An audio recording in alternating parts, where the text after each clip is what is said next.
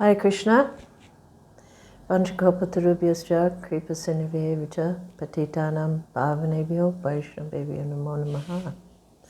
Hare Krishna.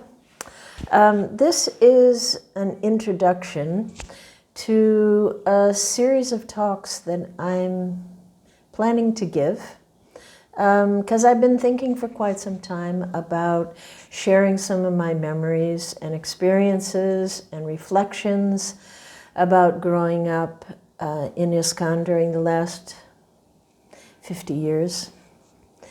It will be a bit experimental, but I'm not sure how many sessions there will be. I think a number. I'm thinking to do like a few years at a time, go through different from the beginning when I joined and through different sort of eras of Krishna consciousness and my own development. But it's not intended to be my memoirs specifically or just my experiences with Srila Prabhupada. I mean, of course, those things will be there, but I'm just hoping to explore, you know, some of my own experiences within the context of what was happening within the movement at various stages of development. It's not going to be comprehensive or, you know, an academic study.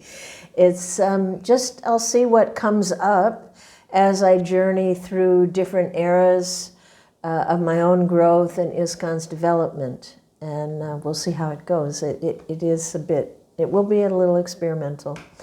And the first talk, I will explain how I came to Krishna consciousness, but that will be the only session that is exclusively about me. I'm doing this little intro in order to clarify my own intentions and also to make it clear to anybody who's listening what to expect, whether they want to spend their time listening to this or not. So I do want to say that what you will not be getting here in these talks, you're not going to get a lot of profound realization or advice from a realized soul. That's not my position. And it's not going to be about really high spiritual subject matter. There are many people, many books and lectures that you can go to for that. And neither is it going to be a romanticized version of the good old days of ISKCON. So that's what it's not going to be, just in case you're wondering. And I'm not doing this because I think there's something particularly unique or extraordinary about my own story, because it's really not. There are thousands of similar stories. Every devotee that joined in the early days has got a story. And, you know, so one may question, well, why bother? What is the value of the reflections of a neophyte or, you know, whatever? Which is a reasonable question. But I think looking at ISKCON's history through different angles of vision may add and enrich to the understanding of who we were, why we did the things we did, and, you know, because each of us had a different personal experience and saw things, we saw things from different angles, you know, depending on when you joined, where you joined, what age you were, what gender you were, what kind of service you did. You know, we could have very, very different experiences. It's not like it's all one experience from the early days or any days, actually. Just like, you know, you go to a sports event and, you know, you can buy different kinds of seats, you know. So depending on the seat that you're sitting in, you have a particular angle from which to watch the game. And so, my seat, was in the peanut gallery, kind of a view from the cheaper seats. I was an ordinary rank and file devotee, still continue to be, and a woman and just a tiny foot soldier who didn't really, do anything astonishing or didn't have amazing association with Srila Prabhupada. But the fact is that I was there, and so naturally I saw and I experienced a lot. And somehow, miraculously, I think, I'm still here. So I'm thinking perhaps there may be something interesting or educational will come from sharing my own experience. And because my personal feeling is that there is absolutely nothing that is insignificant in Lord Chaitanya's mission. By some extraordinary good fortune, we were in this world at such a unique time in the history when Mahaprabhu's mission hit the shores of America and beyond. And it is the greatest of all honors to have participated, even in the most tiniest way, in the miraculous unfolding of his glorious mission. So, also as I get older, I realize that, elders have a duty to leave something behind, to share what we've learned or share our mistakes even, because soon those histories and experiences, they're just, practically daily they're disappearing with devotees are leaving their bodies. And, just like a piece of cotton in the wind, it just blows away, and then no one ever knows many things that could have been of value. So, when we joined, we didn't have any elders to help us through our infancy in spiritual life. I mean, basically, Srila Prabhupada was the only adult in the movement. And we just had to plunge ahead, being the first inaugurators of the Sankirtan mission in the West.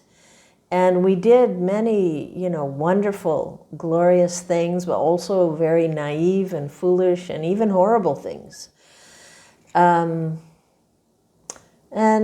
faced challenges, sometimes successfully and sometimes not. So hopefully there's something to learn there by sharing it with others. As there is a saying that those who don't study history are doomed to repeat it. So I also feel that in the course of talking, I may tell you about some devotees. There are so many unknown devotees, unknown soldiers that haven't been mentioned, that are just the few that, I had experience with, that I would like to speak about.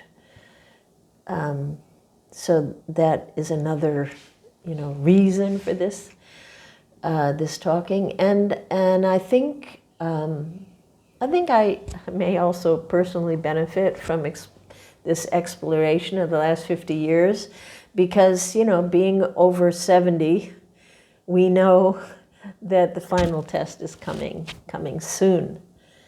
And so this is like a life review before the final test, like when you're going to get a test, you got to go back over the book and look through everything and see if you can remember.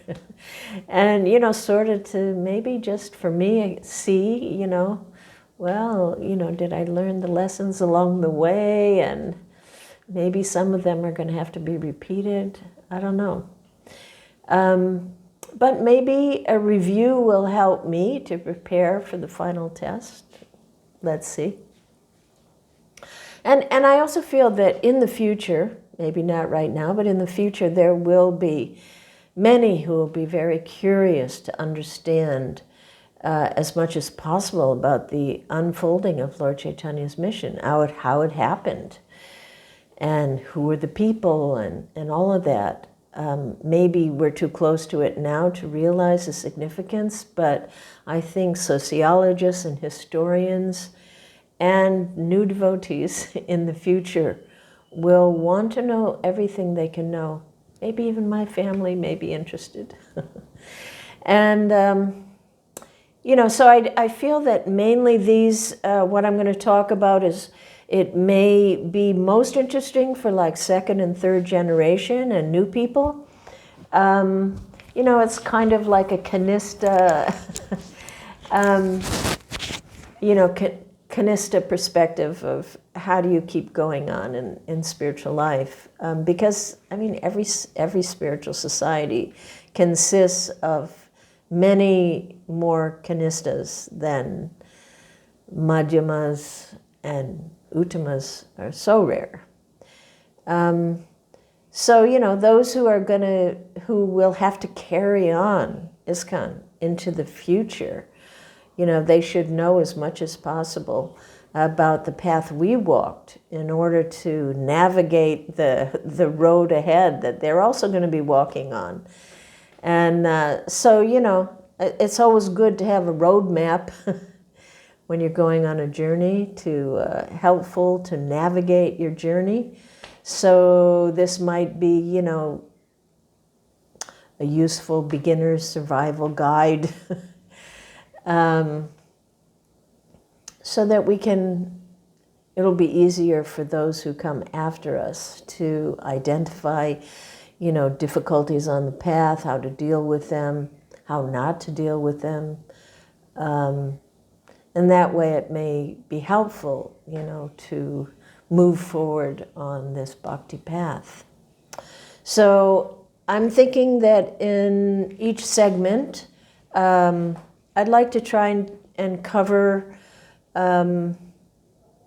how things were at different stages, as I said, like what were the demographics of the time, the social and the economic environment that was developing, the culture, the preaching mood, sadhana, the worship in the temple, leadership, the education, general attitudes and moods. What did we value the most? And how did we see ourselves? What was our identity? And of course, Srila Prabhupada's presence and how it was felt, how it was experienced. Also about, what philosophical emphasis was there at different times. All these things changed over time.